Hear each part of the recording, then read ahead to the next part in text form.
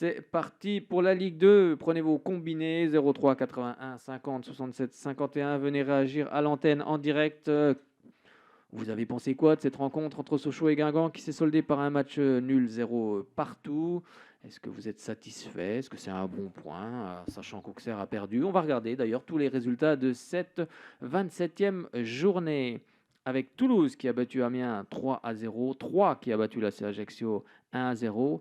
Bon, les deux équipes qui sont dans le trio de tête, ça va être compliqué de faire quelque chose. Elles sont bien parties pour aller chercher cette montée en Ligue 1 avec Clermont Foot qui a battu Valenciennes également largement 4-0. Ça va vraiment être intéressant cette lutte. Pau FC a battu le Havre 2-0. Dunkerque et Chambly se quittent sur un match nul, un but partout. Grenoble et Niort se quittent également sur un match nul, un but partout. Le Paris FC est allé s'imposer du côté de Caen 2-0. Vous allez voir, les deux coachs, en tous les cas, ils ne partiront pas en vacances ensemble, c'est sûr. Déjà au match aller, il y avait eu quelques problèmes. Mais là, apparemment, il y a eu, soi-disant, une agression. On va le mettre entre guillemets, parce qu'on n'était pas sur place. Mais on va en reparler juste après. Rodez est allé s'imposer du côté d'Auxerre. Finalement, Rodez fait un peu le rôle d'arbitre dans cette fin de Ligue 1, car ils ont quand même battu Toulouse à domicile, ils battent Auxerre à l'extérieur.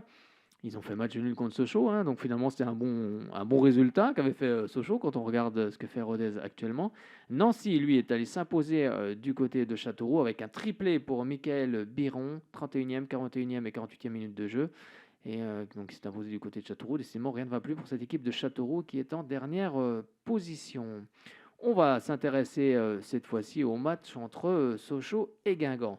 0 partout, un match compliqué. Il n'y a pas eu énormément d'occasions. Pourtant, les Sochaliens, ils devaient être très motivés car vous allez voir, ils ont été accueillis par les supporters qui leur avaient fait une haie d'honneur, comme ça se fait beaucoup en ce moment sur les différents stades de Ligue 1, de Ligue 2, où les supporters viennent encourager les joueurs juste avant la rencontre. En tout cas, c'était vraiment un moment sympa. Bon, on n'a pas pu être sur place, mais on va écouter un petit peu ce qui s'est passé. Plus fort que ça!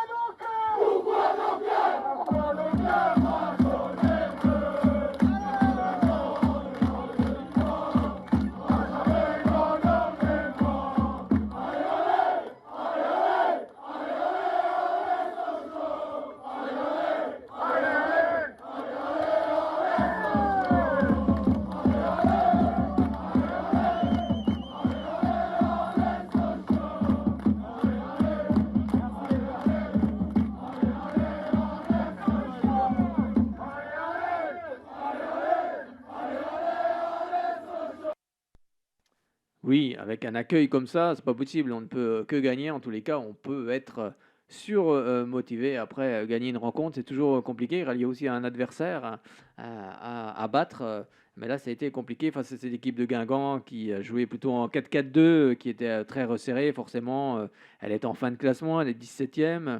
Donc, l'équipe a besoin de points. On sait que Mecha Bazdarevic avait été l'entraîneur. Il a été démis de ses fonctions, remplacé par Frédéric Bompard. Donc forcément, c'est une équipe qui veut se rassurer, qui veut prendre des points. Ils étaient venus un petit peu pour ça. Mais Sochaux n'a pas réussi à faire exploser le verrou. N'a peut-être pas aussi, n'avait pas aussi les joueurs pour casser les lignes. C'est ça qui, peut-être que c'est là-dessus aussi qu'il faudra travailler, car face à des équipes qui sont en haut de tableau, qui offrent pas plus de jeu, mais plus d'espace, donc les lignes sont un peu plus distendues. Sochaux est bien meilleur, comme toutes les équipes. C'est toujours compliqué quand les équipes sont très resserrées, mais peut-être qu'on n'a pas les armes pour battre de telles équipes. Mais dans ce contexte-là, il faut au moins réussir à prendre un point, et c'est ce qu'ont fait les Sochaliens. Et je vous propose d'écouter le résumé de cette partie entre Sochaux et Guingamp. Guingamp 13e accueille Sochaux 5e. Des Guingampais qui espèrent enfin être plus réguliers dans ce championnat. Guingamp accueille une équipe de Sochaux amoindrie. Ndour est suspendu. Ambry est touché par le Covid. Mais Guingamp aussi a quelques absents. Firi et Boébois sont blessés pour un moment. Même Larsen, le gardien titulaire, n'est pas là, tout comme Pierrot Ntep. Les deux équipes ont donc leur lot d'absents dans ce match. Une partie qui s'annonce très incertaine. Attention à cette balle dans la surface. Dévié au deuxième poteau. C'était une opportunité dangereuse. Un ballon prolongé qui ne peut pas être repris. Une première opportunité pour Sochaux, suivie d'une pour Guingamp, avec Melo pour le centre légèrement en retrait. Et cette reprise manquée de Jérémy Livolan. Les deux équipes manquent terriblement de précision dans ce début de match. Les Sochaliens pressent pour récupérer un ballon très haut ici. Ils sont nombreux pour essayer d'être dangereux. Ce tir directement sur Enzo Basilio, le gardien qui remplace Nicolas Larsen. Il n'a pas eu de problème pour s'interposer sur cette tentative de Gaëtan Weisbeck, le capitaine de Sochaux, spécialiste des buts et des superbes frappes de loin depuis le début du championnat. Sochaux encore à l'attaque ici avec Florentin Pogba dans une position d'ailier inhabituelle et la reprise de la tête inefficace.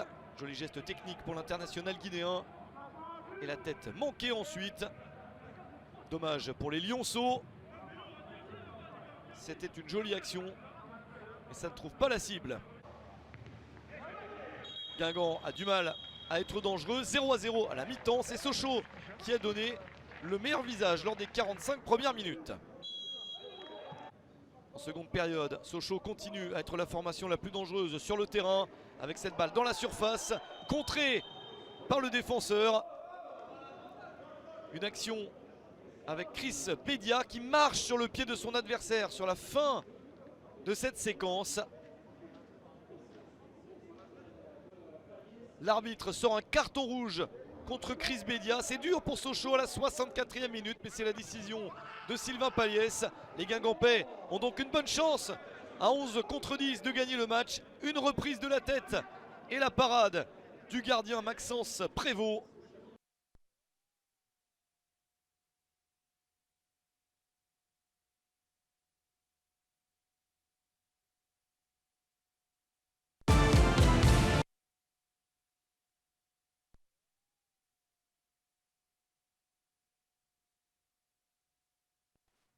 Bon, vous aviez tous compris hein, que c'était pas le, c'était pas le bon match. Hein.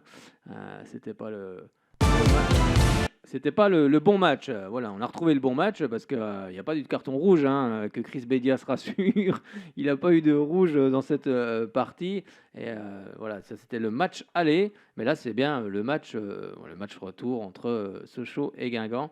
Et il n'y a pas eu de carton rouge. Sochaux 7e accueille Guingamp 17e. Les Sochaliens sont en forme, ils restent sur 3 victoires consécutives et peuvent rêver de revenir dans les 5 premiers pour jouer la montée. Guingamp de son côté reste sur 3 nuls après 2 défaites. Guingamp joue le maintien avec son nouveau coach Fred Bompard, confirmé comme entraîneur principal sur le banc de l'équipe bretonne. Il n'y a eu qu'une victoire sur les 19 dernières rencontres pour Guingamp. C'est un chiffre incroyable. Pourtant ce sont les Bretons les premiers à l'attaque. Le ballon traîne dans la surface, une reprise. Mais le ballon bien capté par Maxence Prévost, le gardien de Sochaux. Ce n'était pas assez dangereux, ça ne l'est pas non plus suffisamment ici. Un tir de loin directement sur Enzo Basilio, le gardien de Guingamp. Il en faudra plus pour voir des buts dans cette première période. Pourtant Gaëtan Weisbeck, le milieu de terrain et capitaine de Sochaux, s'est marqué des beaux buts de loin. Coup franc tiré par Weisbeck pour Sochaux. C'est repoussé par le gardien, puis dégagé par la défense. Basilio intervient sur cette balle de Weisbeck. Toujours pas assez de danger devant les deux buts. Pourquoi pas ici pour Guingamp, avec un tir repoussé par Maxence Prévost, mais l'angle était très fermé. Une petite chance pour Yannick Gomis. Mais le score de 0-0 est relativement logique à la mi-temps. Il en faut plus pour que ce match se décante en seconde période. Et c'est à Sochaux, l'équipe la plus en forme des deux, d'en faire un peu plus. En seconde période, c'est le cas. Les Lionceaux à l'attaque avec ce tir. Ballon légèrement dévié pour Fabien Ourega. Et la balle est captée assez facilement par Enzo Basilio. Ça manque encore de tranchant et pourquoi pas une grosse perf de Guingamp pour se relancer avec une victoire à l'extérieur. Le mouvement est réussi. Franci Pierrot dans la surface, mais bonne sortie de Maxence Prévost. Le chrono tourne, les chances de marquer s'amenuisent. Il y avait une possibilité sur cette balle dans la surface, le tir directement sur Basilio. Encore un manque terrible de précision et de tranchant. Tir manqué pour Adam Agnan. C'était la dernière chance de cette rencontre. 0-0 au final entre Sochaux et Guingamp.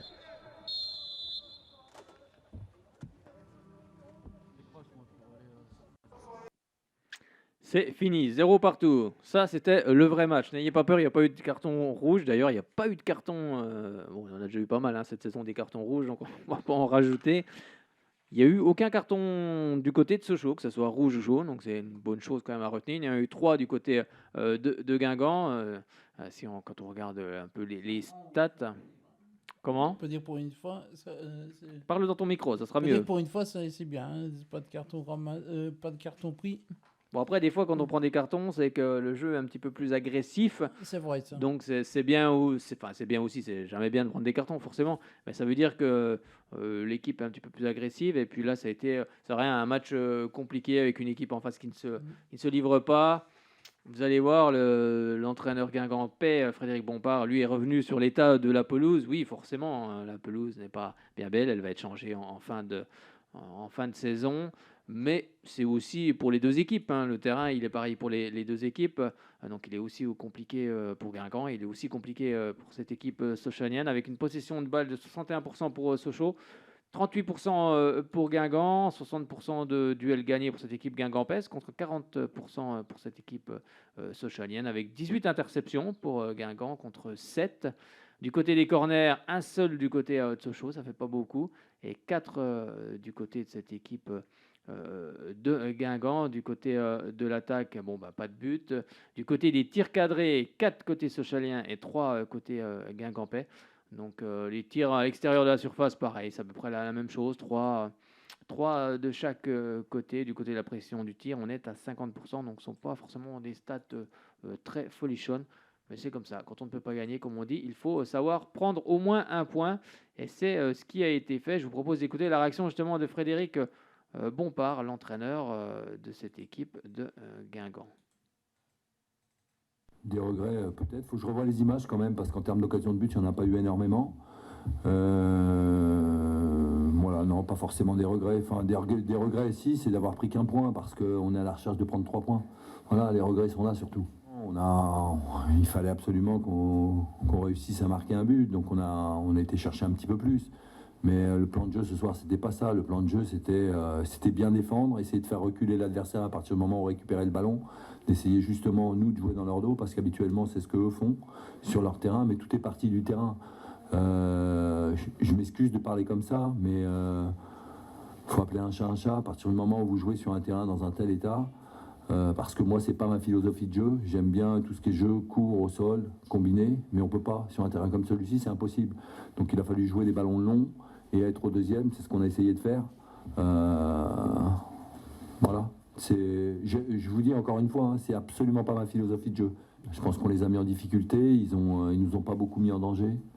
Donc je félicite mes garçons sur le plan défensif. Moi je leur avais raconté, alors je le dis avec beaucoup d'humilité, mais je leur avais raconté le match avant. Je savais que ça allait se passer comme ça. Et donc on a insisté sur un 4-4-2, 2 lignes de 4, 2 attaquants, un bloc bien compact, des lignes serrées. On a empêché les passes dans les intervalles, on a bien géré la profondeur, parce que c'était important de ne pas prendre des ballons dans notre dos, justement. Parce que Sochaux habituellement est performant sur ce genre de situation. Donc voilà, je félicite mes garçons par rapport à ça. Oui, c'est ça. Il parlait d'état de la pelouse, Frédéric Bompard. Forcément, une pelouse qui est un petit peu plus que compliquée en ce moment, mais c'est la même chose pour les deux équipes, comme on le disait tout à l'heure. Et on va écouter tout de suite la réaction de Joseph Lopi. Vous allez voir, il va revenir aussi sur cette rencontre, mais il va revenir aussi sur l'accueil des supporters. Et ils avaient envie de faire plaisir les joueurs aux supporters qui les avaient accueillis et de façon superbe avant cette partie. Mais après, il faut aussi tenir compte de l'adversaire qui est en face. Et ce n'est pas toujours facile de remporter des matchs. Mais ils ont fait un match nul, les Sochaliens. On écoute tout de suite le milieu de terrain de cette équipe de Sochaux, Joseph Lopi. Espérer, oui. Après, ce qu'on a produit un petit peu et l'intention que Guingamp a ramené ce soir, on sait que franchement, c'était compliqué de faire mieux. On a essayé de jouer, mais voilà, ils ont fermé le jeu et c'était un peu plus difficile pour nous parce qu'on n'a pas l'habitude de rencontrer des équipes qui ferment comme ça le jeu. Donc, c'était un peu plus compliqué. On n'a pas réussi à trouver les passes entre les lignes. On n'a quasiment jamais réussi à trouver Brian Soumaré. Donc, voilà, chapeau de leur part. Ils ont réussi à mettre en place ce qu'ils voulaient et puis nous, pas forcément. On n'a pas perdu, on a pris un point. Et le championnat il continue, il n'est pas fini. Donc eux, ils jouent un petit peu leur survie. Donc voilà, ils ont réussi à mettre ce qu'ils voulaient.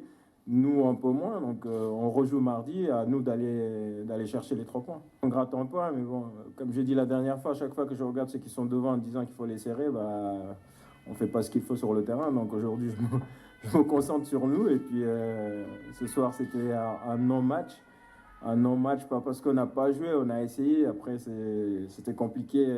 Franchement, ce soir, c'était compliqué de faire beaucoup mieux. Donc, à nous, comme j'ai dit, mardi, d'aller faire le forcing pour obtenir les 3 points. Je pense que Niort, c'est une équipe joueuse. Je pense que voilà, ils ont pas grand-chose à perdre. Ils jouent pas non plus leur survie et ils peuvent aspirer à mieux. Donc, j'espère que ce sera un match ouvert. Et puis qu'on arrivera à prendre les 3 points. Alors, les voyants, ça met un peu de baume au cœur et on aurait aimé les voir dans la tribune. C'est dommage avec la situation sanitaire, on comprend. C'est vrai, quand les voyants comme ça, on avait envie de les récompenser ce soir parce que voilà, c'était un bel hommage de leur part. Et quand on est arrivé dans le vestiaire, c'est ce qu'on s'est tous dit, les gars, ils sont venus pour nous, il faut qu'on le rende sur le terrain. Et malheureusement, ce soir, on n'a pas réussi à le faire. Le championnat, il n'est pas fini, il est encore long, donc on leur récompensera sur les prochains matchs qui arrivent. Mais oui, il y aura d'autres prochains matchs, Joseph, à gagner pour justement les supporters et pour que cette équipe de Sochaux, pourquoi pas hein. Après, sur les réseaux sociaux, on me dit maintenant, c'est pas possible que Sochaux puisse accrocher la 5e place. Pourquoi pas, on est à 5 points, il faut bien se fixer aussi quelques petits objectifs pour la fin de saison. Sinon, à ce compte-là, on finit dans le ventre mou, puis c'est terminé. Non, bien sûr, quand on est compétiteur, il faut se fixer des objectifs. Et l'objectif, c'est de gagner le plus de matchs possible, sans forcément se mettre de pression. Et pourquoi pas aller titiller cette équipe d'Auxerre qu'on va recevoir à la fin de la saison. Et si d'ici là, Sochaux a remporté pas mal de victoires, ce que l'on espère toutes et tous, et pourquoi pas aller choper cette 5e place synonyme de barrage. Après tout, tout est possible encore. Et il faut y croire, bien évidemment, tant que c'est possible, tant que mathématiquement c'est encore jouable. Je pense qu'il faut y croire. Justement, venez nous le dire au 03 81 50 67 51. Est-ce que vous croyez que Sochaux peut aller chipper cette 5e place, synonyme de barrage? Et comme on l'a rappelé, on va écouter aussi la réaction d'Omar Daf, l'entraîneur sochalien, après cette partie, qui lui revenait aussi sur le fait que quand on ne peut pas remporter un match, il faut prendre un point. On a vu dès le départ que ça allait être un match compliqué. Cette équipe de Guingamp, je pense, nous a bien étudié, bien observé, raison pour laquelle ils ont vraiment fermé le jeu. Et ça a été un match compliqué pour les 2 équipes ce soir.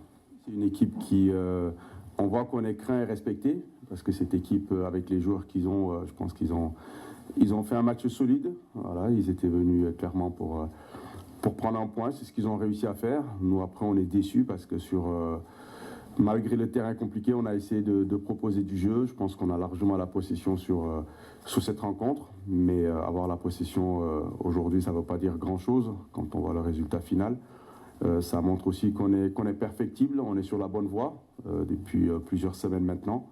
On va continuer à travailler pour trouver les solutions face à ce genre d'équipe bien regroupée. On a manqué de spontanéité, on a manqué de créativité ce soir, ce qui a fait qu'on n'a pas pu prendre les 3 points. On est déçus, mais comme j'ai dit aux garçons à la fin, voilà, c'est une équipe qui joue sa peau, qui était venue là pour bien défendre. Ils ont réussi à le faire.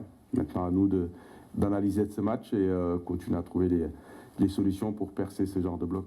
L'objectif, clairement, c'était de gagner ce match et de passer la barre des 40 points. On a essayé de mettre des choses en place pour y arriver, mais il y avait un adversaire en face, un terrain compliqué, mais je félicite les garçons parce que jusqu'au bout, on n'a pas lâché. Après, bien évidemment, on a essayé d'apporter un peu de sang-frais en fin de partie pour essayer de trouver la solution, mais ça a été compliqué jusqu'au bout ce soir. C'était l'entraîneur socialien Omar Daf qui répondait aux questions en conférence de presse d'après un match.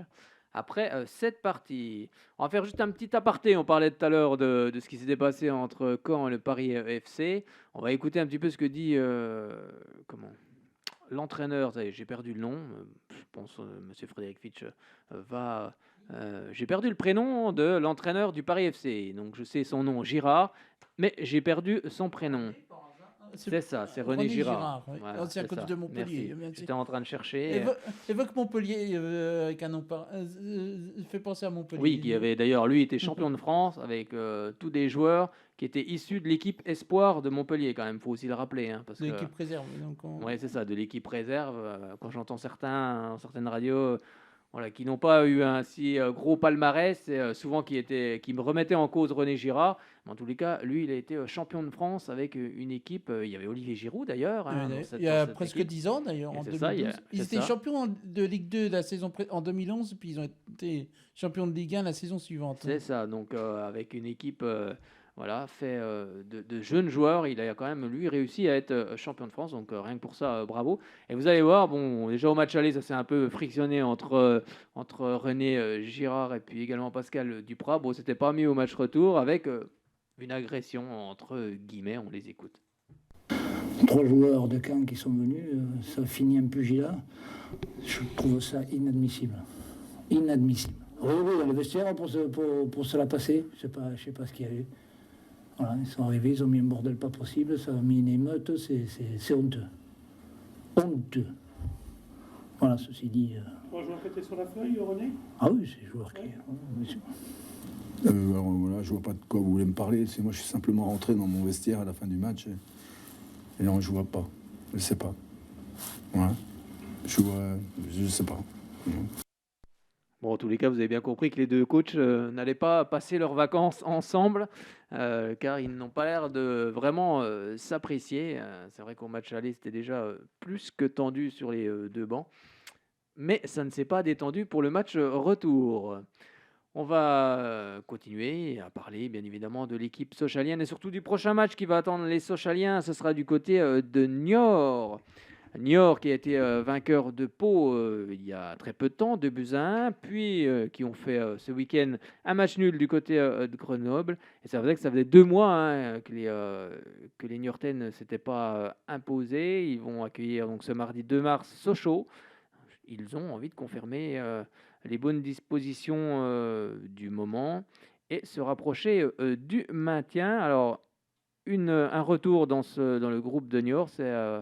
je ne sais pas si on prononce Darlin ou Darlin. Bon, vous prononcez quand même Darlin. Young Wa, qui va faire son retour. Il était blessé avant Pau, suspendu du côté de Grenoble. Il fait son retour dans le groupe de Sébastien Desabre, qui est l'entraîneur de Niort. Il devrait être titulaire sur le flanc gauche de la défense. Allez, je vous donne le groupe de Niort, qui sera composé de 19 joueurs. Avec tout d'abord dans les buts Michel et Bras. Du côté de la défense de Niort, Moutachi, Passy, Comte, Kilama, Yongua, on en parlait, Vallier, Mbondo, Louis Serre qui sera le capitaine, Bourane, Boutoba, Jacob, Kemen, Lebeau, Dukansi, du côté du milieu de terrain niortais, pardon. Ça va faire beaucoup de joueurs si on les anime tous. Ibnouba, Mendes et puis Ochanga du côté de l'attaque de cette équipe de Niort. Mais je crois que Mr. Frédéric Fitch a le groupe du FC SM. Bon, on commence par Maxence Prévost et Mehdi Janin. Ensuite, Pape Abdoupaye Abdandou. Pape Abdoupaye. Pape Abdoupaye. C'est pas facile à prononcer. Désolé pour eux. Oui, là, il va t'en vouloir, fais gaffe. Ensuite, Abdelandour, Christophe Diédiou, Florentin Pogba, Salim Mbakata, Joseph Lopi, Ousseinou Thioune, si je ne me trompe pas, Rassoul Ndiaye, natif de Besançon, comme on dit. Eh oui, natif de Besançon, un vrai bisontin. Younes Kabouni, Sofiane Daham, Gaëtan Wiesbeck, Brian Soumaré, Steve Ambry, Fabien Aurega, Virginius, Brian Dam, Adam Agnan et Chris Bédia, bien sûr. Qu'on a fait une erreur tout à l'heure avec lui parce qu'il avait reçu, soi-disant, un carton rouge comme au match. C'est ça, qui se rassure, il n'y a pas eu de carton rouge. Bon, de toute façon, il était sur le terrain, il a bien vu.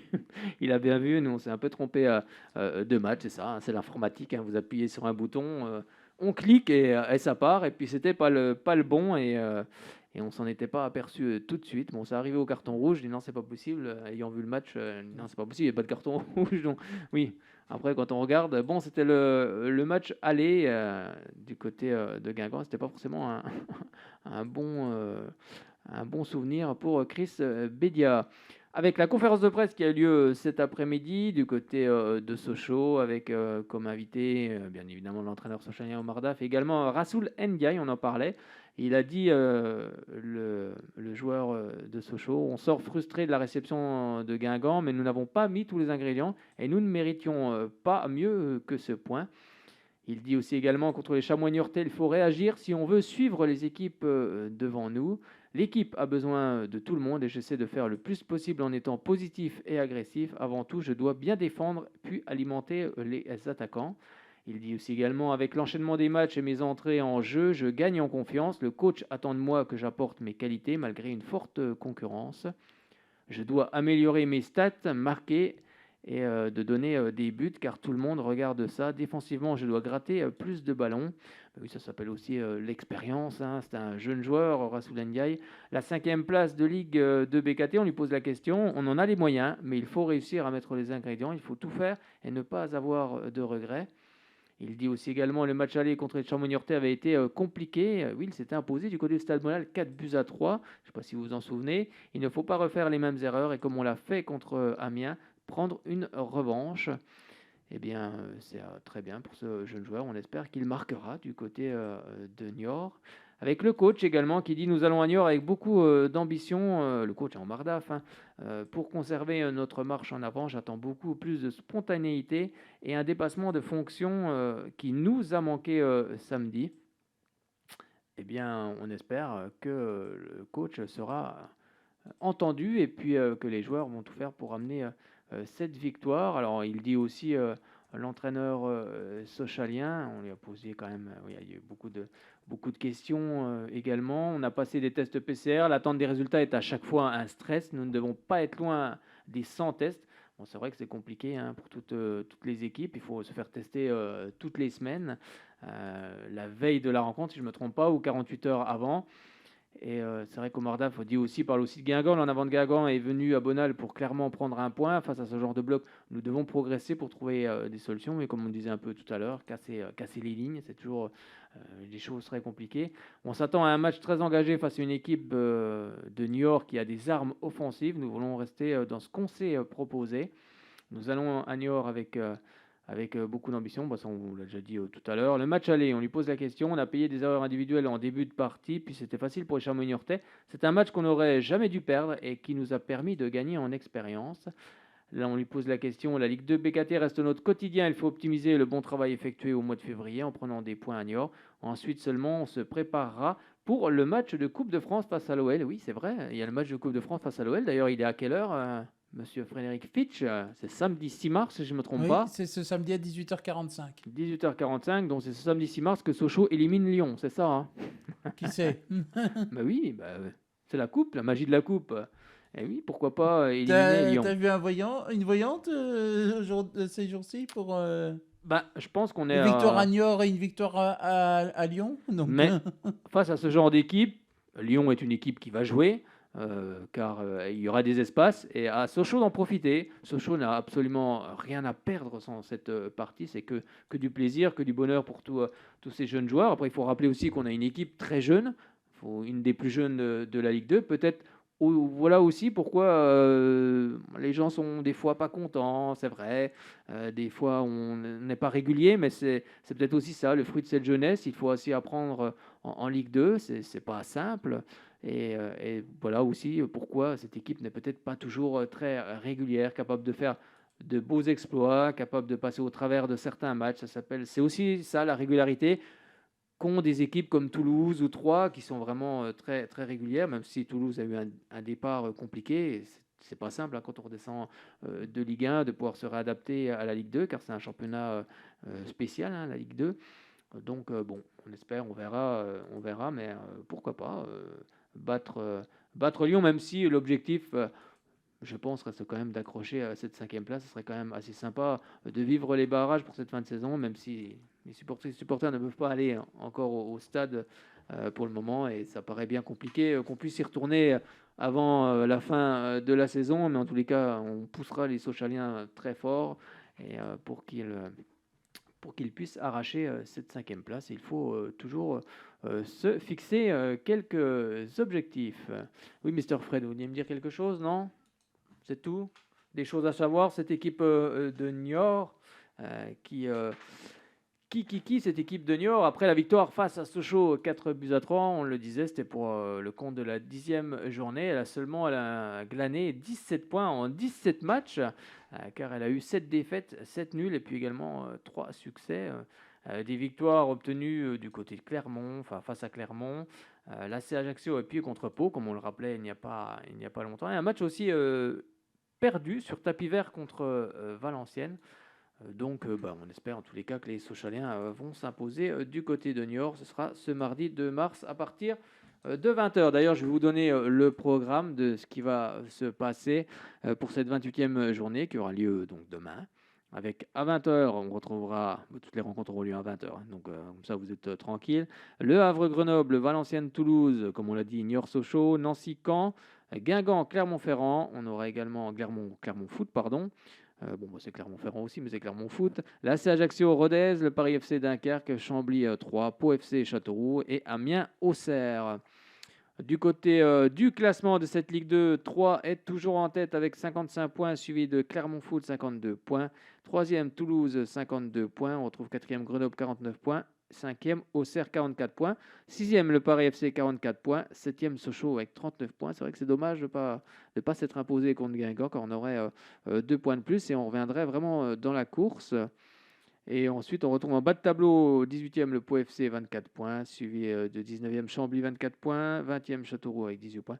Et on retrouve du côté du classement en débuteur, Bayo, le Clermontois avec 16 buts, Mickaël Lebihan, 14 buts, et puis bas, le Niortais, attention, avec 13 buts, et on le verra, j'espère qu'on ne le verra pas à l'œuvre dès ce mardi, ça voudra dire qu'il a mis un but ou plusieurs buts aux Sochaliens. On va refermer cette page Ligue 2 si personne ne veut passer à l'antenne pour nous donner son ressenti. Et puis on va aller du côté du handball, car il y avait des gros matchs dans la capitale comtoise ce week-end. Avec tout d'abord, on va parler des playoffs. C'était la première journée pour l'ESBF. Elle recevait l'équipe de Brest. Brest qui est en tête de ce championnat de la Ligue Butagaz Énergie, et puis qui est aussi qualifié en Ligue des Champions, qui truste aussi les meilleurs clubs européens. Donc forcément un gros match qui attendait les Byzantines dans ce palais des sports forcément vide, car les supporters ne sont pas autorisés à venir encore dans les enceintes sportives. Et les Byzantines vont s'imposer. Oui, elles vont s'imposer 25-24 dans un match compliqué, forcément, face à une équipe d'un tel niveau. Il y a quand même plus de 14 internationales dans cette équipe. Donc forcément, il faut être présent à 100-200% dans cette partie. Elles l'ont été, les Byzantines, avec une défense de fer, toutes à 200%. Et vraiment, c'était vraiment une rencontre incroyable. On a eu peur à un moment donné avec l'équipe de Brest qui menait de 3 buts, mais elles ne se sont pas affolées, les Byzantines. Elles sont revenues tout doucement dans cette partie. Et elles ont poussé cette équipe de Brest dans ses retranchements. Elles se sont surtout imposées d'1 but. Et pour l'ouverture des playoffs, c'est une très bonne nouvelle. Elles se posent maintenant en leader. Et puis, moi, je vous propose d'écouter tout de suite la réaction du côté de Brest, de l'entraîneur Laurent Bezeau. Ouais, forcément, on avait on avait d'autres envies à la fin de ce match. Maintenant, on est tombé sur une équipe de Besançon très très combative qui nous a posé beaucoup de problèmes dans notre jeu d'attaque, dans lequel on n'a pas réussi à trouver de solution parce que peut-être qu'on a joué trop vite, notamment en première mi-temps. On jouait trop vite et trop près et on n'arrivait pas à pouvoir occuper la largeur, à jouer sur la largeur du terrain. Donc à partir du moment où on revenait dans le secteur central et qu'on jouait trop près, on se faisait forcément taper dessus. Voilà, et après en défense, je trouve qu'on a eu des belles séquences défensives. On a surtout été aidé par une très grande Cléopâtre Darleux. Voilà, donc bon, beaucoup de frustration parce que je trouve que le match en première mi-temps, on l'avait vraiment en main. On montrait que les filles de Besançon n'avaient pas beaucoup de solutions. Malheureusement, on n'arrivait pas à se récompenser par notre jeu d'attaque parce qu'on jouait beaucoup trop vite et beaucoup trop près. Complètement, notre jeu d'attaque, à partir du moment où c'est étagé comme ça, il faut être très patient, il ne faut pas vouloir se précipiter, il faut prendre un peu de recul et puis surtout, il ne faut pas hésiter à faire entrer une joueuse ou aller jouer dans le dos des joueuses qui s'étagent. Et on a porté le ballon, on n'a pas été capable, on a couru trop en travers et passé vers le but. Ce qui fait que quand tu cours en travers, tu ne trouves pas ton pivot et malheureusement sur cette défense-là, tu peux trouver des situations pour le pivot. Ouais, notamment de Valentini Bouquet qui est resté en fille à fille décalé quasiment sur Anna. Il y avait des espaces importants en son dos, on n'y est pas réussi à y aller. Voilà, et il aurait fallu peut-être que d'autres joueuses prennent des responsabilités et elles ne l'ont pas fait. On a peut-être couru trop en travers, pas été assez impactant vers le but. Et puis à partir de là, il suffit de se mettre entre la passeuse et la réceptionneuse et tu récupères des balles. C'était Laurent Bezeau, l'entraîneur de cette équipe de Brest, à qui on souhaite un beau parcours dans cette Coupe d'Europe en Ligue des Champions, et puis qu'elles aillent en finale, et pourquoi pas qu'elles remportent cette finale en Ligue des Champions, tout comme cette équipe de Metz. On va maintenant regarder la réaction de Roxane Franck, la gardienne de l'ESBF, qui est aussi en binôme avec Sakura Oge, et puis qui a pris un ballon en pleine face hier. Donc elle nous disait, vous allez l'entendre dans l'interview, qu'elle avait mal à la mâchoire, mal à une dent. Donc j'espère qu'elle va mieux ce matin, enfin ce lundi, car la rencontre était ce samedi, qu'elle allait mieux dimanche et qu'elle va mieux aujourd'hui, bien évidemment. On lui souhaite un très bon rétablissement. Et on l'écoute, Roxane Franck, qui forcément regrettait qu'il n'y ait personne au Palais des Sports, car c'est vrai que ça aurait été grandiose. Je pense que ça aurait été une ambiance de malade, il faut le dire, parce que les gens ici à Besançon mettent beaucoup d'ambiance dans les Palais des Sports, dans le Palais des Sports Gagny-Galouse, donc ça aurait été vraiment un gros match. Allez, on l'écoute tout de suite, Roxane. On est avec Roxane. Bonsoir Roxane, c'était un gros match ce soir face à Brest, c'est la victoire. Quel match? On reprend notre souffle. Bon, je n'ose imaginer voilà, le Palais des Sports avec tout le monde ce soir, ça aurait été grandiose. Ah ouais, ça aurait été clairement le feu. On a été au taquet de la première minute à la dernière.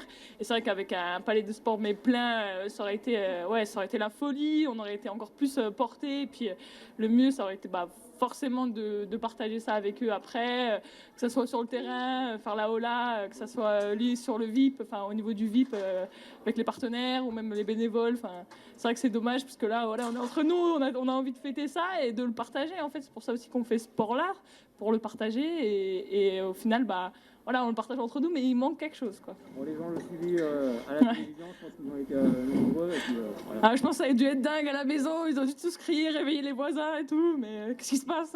Au moins, on parlera de nous, faut inviter les voisins et puis il y aura encore plus de monde l'année prochaine. Alors, on sait qu'en face, bien sûr, c'est une équipe qui joue la Ligue des Champions. Il faut être déjà à 100%, mais là, il faut être à 200% pour jouer ce genre de rencontre avec une défense de fer ce soir.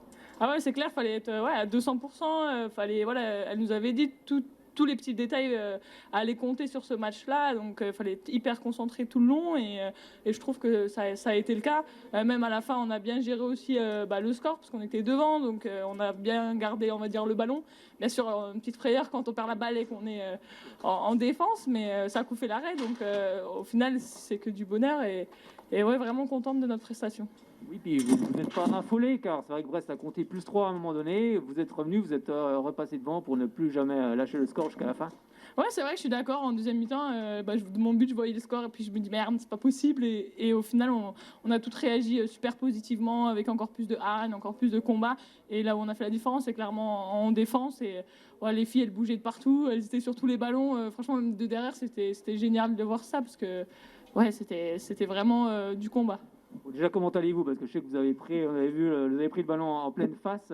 Ouais, c'est vrai, je l'ai pris dans la tête, je l'ai pris à ce niveau-là. Bah là, j'ai un peu mal à la mâchoire, un peu à ce niveau-là, à la dent, etc. Bon, j'espère que ça passera demain. J'en ai vu d'autres. Bah oui, avec la victoire, ça va, ça passe toujours mieux. Mais je pense que oui, on espère que ça ira. Mais ça va. Alors, c'est une ouverture des playoffs, c'était la première journée, une ouverture en fanfare. Vous posez en leader aussi? Ah ouais, non, c'est clair. Là, c'est clair qu'on s'affirme dès la première journée. Et c'était important pour nous de montrer qu'on était là, qu'on était prête à s'engager dans les playoffs à 300%. Et après, bien sûr, il va falloir continuer. Mais déjà, au moins, savourer cette victoire contre Brest, numéro 1 ex aequo avec Metz. Donc voilà, vous l'avez dit, il va falloir garder cet état d'esprit et puis cette défense, car Paris arrive après Nantes. Ouais, Paris arrive la semaine prochaine et ensuite Nantes, c'est ça. Donc c'est clair que c'est encore des équipes qui sont devant nous. Donc c'est sûr que nous, on va tout faire pour rester dans la continuité de ce qu'on a fait, parce que sinon ça n'a pas de sens. On va tout faire pour être à 200% comme là, et puis pour gagner tous les matchs qui viennent à nous. Bon, comme on le disait avant, je pense que physiquement, vous allez être rincé ce soir, vous allez bien dormir. Ouais, c'est clair. Bon, en même temps, je pense qu'il y aura un peu d'excitation. Ce sera difficile de fermer l'œil parce qu'il y a les images et tout ça. Et c'est vrai que c'est génial quand on peut tous crier, sauter dans les bras. Donc oui, on va bien dormir, mais pas sûr qu'on dorme tout de suite. Merci beaucoup, Roxane, et encore bravo. De rien. Et encore bravo, bon rétablissement. Les images, elles sont là, elles sont sur YouTube. Vous pouvez les retrouver. Vous tapez ESBF Brest et elles resteront. Roxane, ne vous inquiétez pas, vous pourrez les revoir dans l'avenir. C'était vraiment une belle victoire. Et surtout que Paris 92, lui, dans l'autre rencontre, les filles de Paris 92 sont imposées face à Bourg-de-Péage 25-20. Bourg-de-Péage qui fait une très belle saison avec l'ancien entraîneur Camille Comte qui a aussi évolué du côté de l'ESBF. Et puis la rencontre entre Nice et Metz a été reportée à une date ultérieure en raison de cas de Covid dans l'équipe messine. Eh bien, c'est tout ce qu'on pouvait dire sur les 3 matchs de play-off. Et il y aura d'autres rencontres de ces play-offs, mais en tous les cas, les Byzantines vont aller du côté de Paris 92 avant de recevoir Nantes. Et on l'espère, bien évidemment, si vous ne connaissez pas le handball, si vous posez des questions, vous dites, tiens, après l'après-Covid, on espère qu'un jour on se sortira, bien évidemment, de ce Covid et puis qu'on pourra retourner du côté du Palais des Sports ou dans les stades partout.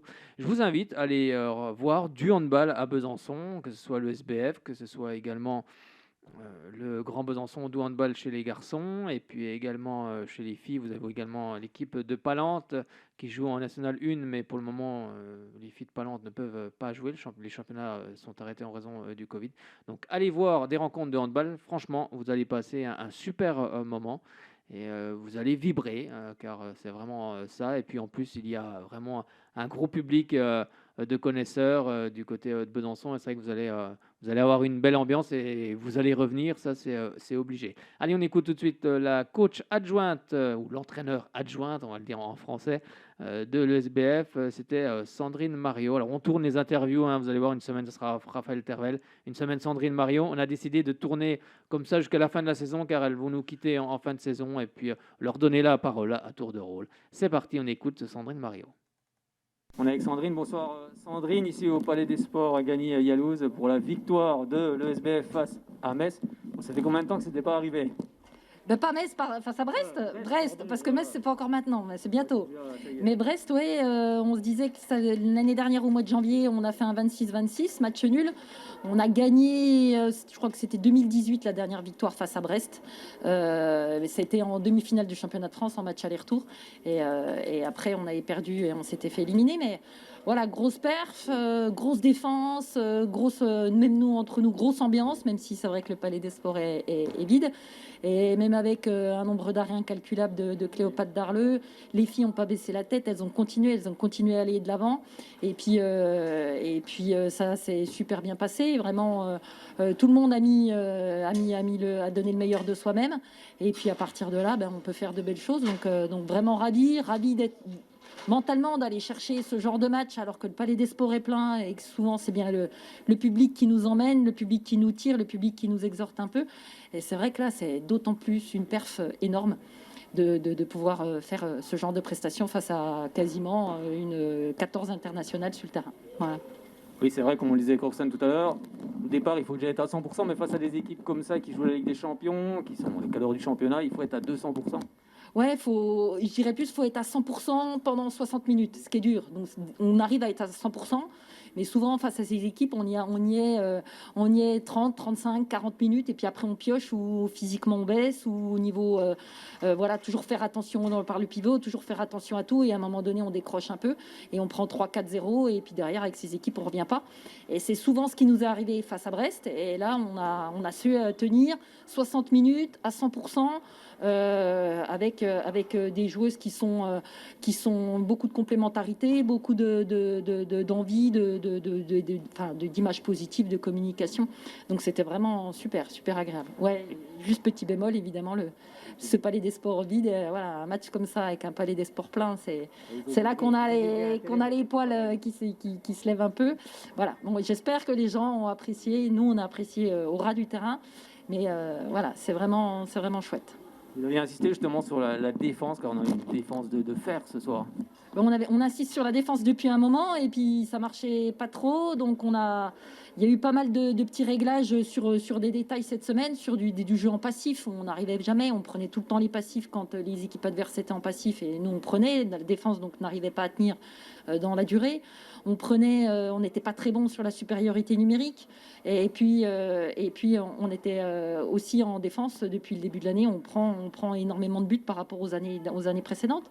Donc on a essayé de régler ça. On a fait que de l'entraînement, où on a fait des retouches, pas sur du travail collectif global, mais sur des retouches, pas besoin de venir m'entraider à tel moment, redonner confiance aux joueuses, qu'elles aillent vers l'avant en défense, et puis surtout voilà, qu'elles aient envie d'être déterminées à gagner, et de vouloir faire reculer ces joueuses de Brest, voilà, tout simplement. Alors c'est une ouverture de ces playoffs, c'est la première journée, une ouverture en fanfare avant d'aller à Paris et de recevoir Nantes, que des gros matchs. Oui, on n'a que des gros matchs, donc on va s'intéresser à récupérer, à profiter de ces moments, parce que des fois, dans les saisons, on n'en a pas tant que ça, donc on va profiter ce soir. Il va y avoir lundi un peu de récup, et puis comme on joue dimanche à Paris, une semaine un peu décalée, mais où on va rester sur cette flambée, sur cette envolée, et à faire une grosse défense face à Paris, qui elles aussi ont une grosse défense. Donc on va essayer ça va être encore un match bien engagé pour la semaine prochaine. Bon, ce soir on savoure, et après-demain au travail. Oui, ce soir on savoure, on va regarder un petit peu les bobos, elles vont récupérer. Demain, il faut aussi qu'au niveau dans la tête, que ça se repose, le corps et la tête. Et puis, je pense qu'on va réamorcer un gros travail à partir de mardi, mercredi, surtout un travail tactique et de vidéo, et un travail relativement précis au niveau des choix, au niveau des joueurs adverses, etc. Voilà. On vous souhaite un excellent match, et puis la victoire du côté de Paris. On se retrouvera ici du côté du Palais des Sports dans 15 jours face à Nantes. Pas de problème, je vous donne rendez-vous, on sera là. Nous aussi, on sera là. Et puis, oui, le petit lapsus que j'avais fait en début d'interview, c'est pas bien évidemment Metz, c'était bien Brest. Mais Metz, ça sera la seconde victoire des Byzantines. Ça sera, je l'espère, ça sera en tous les cas le 9 mai à partir de 15h, sauf si la rencontre est reportée. Mais en tous les cas, c'est l'horaire et la date de la rencontre face à Metz, et peut-être de la victoire. Peut-être que j'ai fait un lapsus révélateur, en tout cas je l'espère, pour les Byzantines. On va clore ces playoffs, et on va s'intéresser à la Pro League cette fois-ci, avec le grand Besançon du handball qui recevait à l'équipe de Valence. Faux pas interdit pour les Byzantins, car la semaine dernière, ils étaient opposés à Nancy, ils étaient passés complètement au travers de leur match, et ils devaient absolument se reprendre, ce qu'ils ont fait de belle manière. Alors, je vous donne déjà les résultats de cette 10e journée, avec Nice qui avait battu Dijon 30-21. Dijon, prochain adversaire des Byzantins, ce sera ce mardi 2 mars à partir de 20h15 au Palais des Sports Gagny-Yalouz. C'était un match en retard, donc ce sera le derby de la région Bourgogne et Franche-Comté, car il y a toujours un derby entre Besançon-Dijon ou Dijon-Besançon. Voilà, comme ça on l'a dit dans les deux sens, il n'y a pas de jaloux. Et donc l'équipe de Dijon s'était inclinée du côté de Nice. C'est aussi une surprise. Les autres résultats, Angers qui est allé s'imposer à Billère 27-24, Ponto qui s'est imposé face à Cherbourg 26-25, Strasbourg qui est allé s'imposer à Célestat 36-24, Nancy qui a battu Massy 31-30 et il y aura une rencontre qui aura lieu le 16 mars pour cette 17e journée. C'est Saran qui recevra Sarrebourg. Mais là, ce sont les Byzantins qui se sont imposés 30-28 face à Valence. Bon, ils ont mené toute la rencontre quasiment avec 5 ou 6 buts. Après, l'équipe de Valence ne lâchait rien, revenait à chaque fois à -2, -3. Mais cette équipe de Besançon, dans la détermination, dans la combativité, ils étaient bien présents, plus que la semaine dernière. Et ils l'ont emporté. Bravo à eux.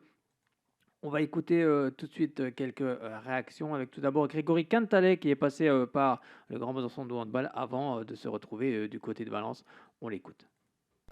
Je pense qu'il a manqué beaucoup de choses. Après, à chaud, c'est dur de dire exactement quoi.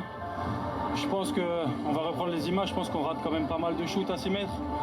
On a trouvé des solutions et on a été en échec ce soir. Leur gardien fait un bon match. Après, je pense qu'il n'y a pas que ça. Faudrait revoir, mais je pense aussi que quand on voit les comportements en face, il y avait peut-être plus d'envie. Pourtant, on s'était dit avant le match que ça allait être piège, qu'ils allaient vouloir avoir leur revanche du match aller où on a gagné chez nous.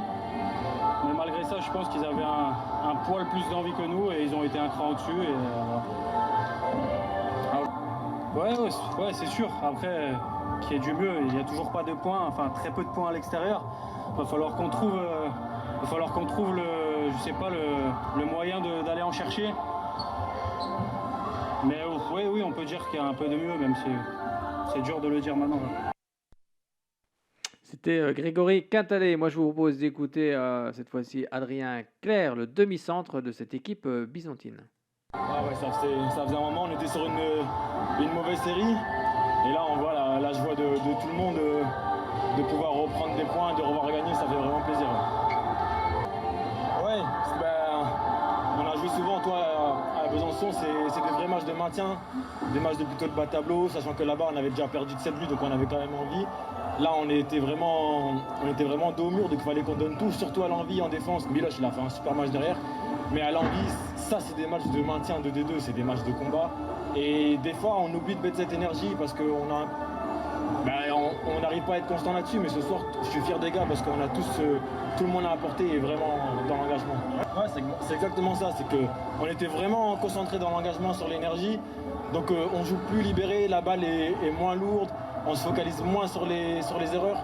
Là, un tir à l'appui comme ça, sur un match qui tourne un peu moins en notre faveur, peut-être que je le prends pas ou Xav pareil.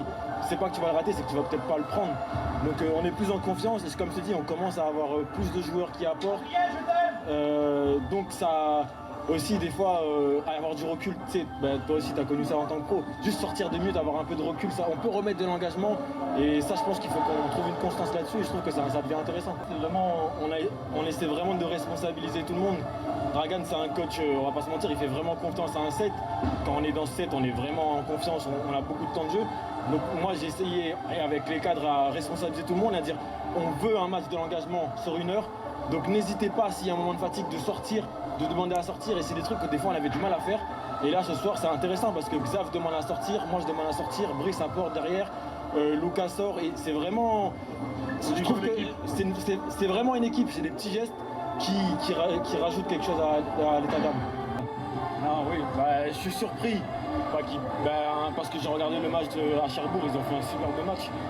Donc non, disons c'est une très belle équipe de ce championnat. Et c'est pareil, il va falloir, nous maintenant il nous faut des points, il va falloir se battre. Je pense que c'est une équipe où on peut faire quelque chose, même si on ne part pas forcément favori. Donc on va se battre, on est sur une bonne dynamique. Là ça va être plus dans la récupération, on reprend l'entraînement dimanche, on attaque mardi. Mais bon, ça c'est pareil, ils ont joué aussi ce soir, donc il y a davantage à personne. C'était Adrien Clerc, le demi-centre de cette équipe byzantine. On va écouter toujours l'entraîneur Dragan Zovko. Oui, je regrette quand même que nous n'étions pas allés jusqu'au bout de nous-mêmes. Et ces petites erreurs, quand on sort de notre projet de jeu, quand on essaye d'inventer, ce que j'appelle inventer un bal, des choses, nous coûtent cher. Je le dis tout en félicitant les joueurs pour leur investissement, pour l'application. Mais il y a des moments, ce soir il y a eu de la place pour faire +7, +8. Même si peut-être ce goal average particulier ne jouera pas face à cette équipe de Valence. Mais bon, ce qui compte, c'est qu'on a lancé une petite série de 3 matchs. Maintenant, il faut y aller à Dijon. Et si on laisse les tripes sur le terrain, comme ce qu'on a fait ce soir, si on se bat, malgré les erreurs qu'on fait, l'erreur est humaine. Mais entre les erreurs et les bêtises, il y a une différence.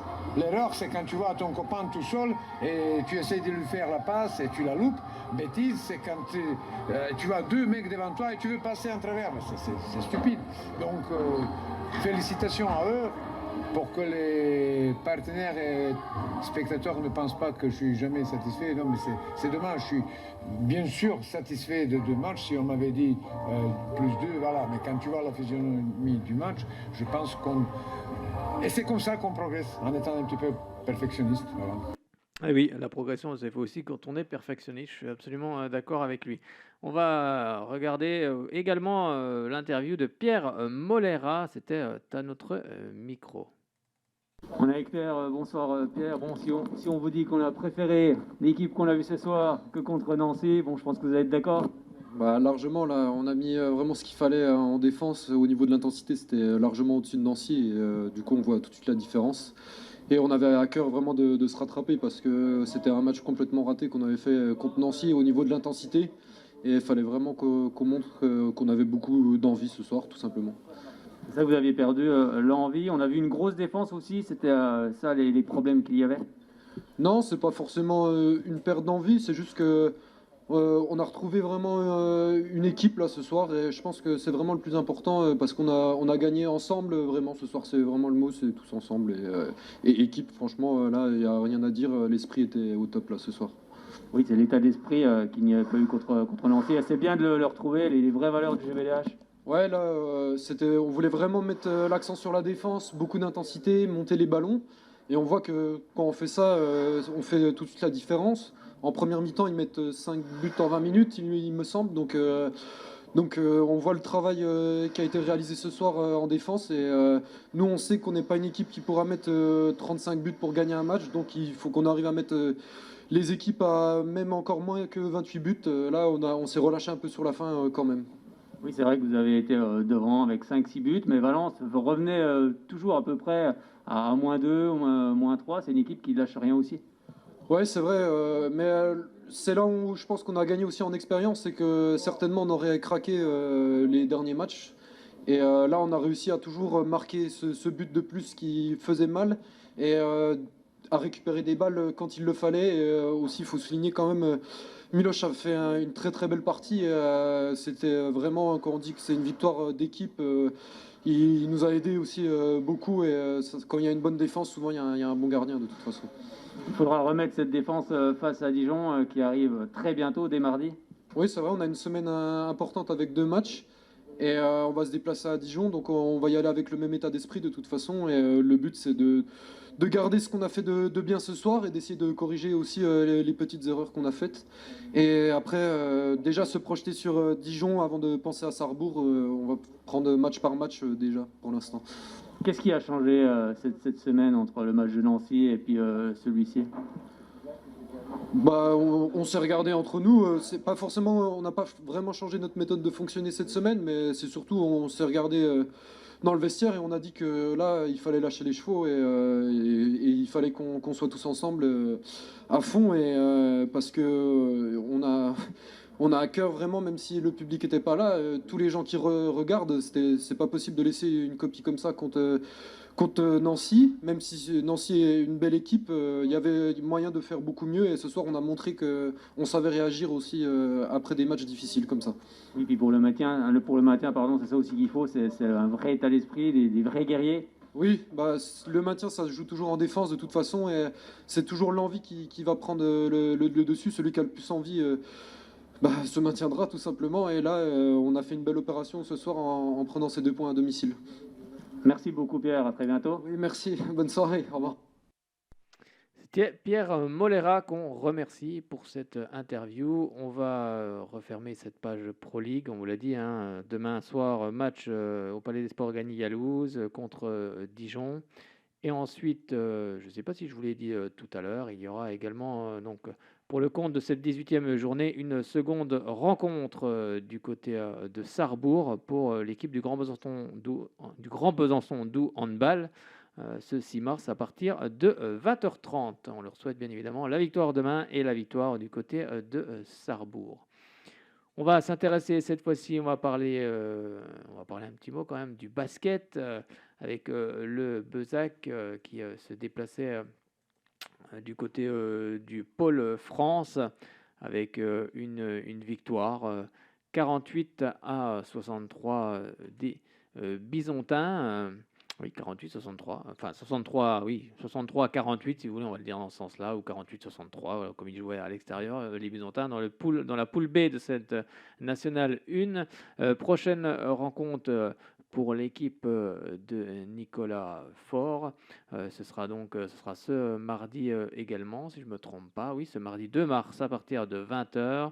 Le Bezac sera opposé à l'équipe de Chartres, donc on leur souhaite bien évidemment de remporter cette rencontre. Du côté du classement, les Bisontins occupent la 11e place avec 20 points et on retrouve derrière eux le Pôle France, Avignon-Pontet et Kaisersberg également avec des journées de retard pour les uns et pour les autres également.